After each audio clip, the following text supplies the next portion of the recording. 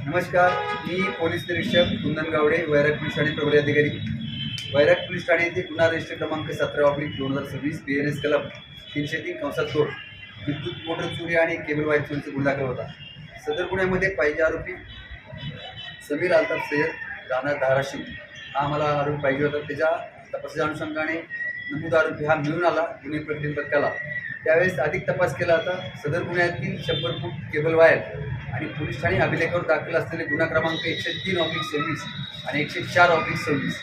सदर गुन्ह्यामध्ये एकूण 6 विद्युत मोटरी आणि 300 फूट केबल वायर अशी नमूद आरोपी हस्तगत करण्यात आली आहे.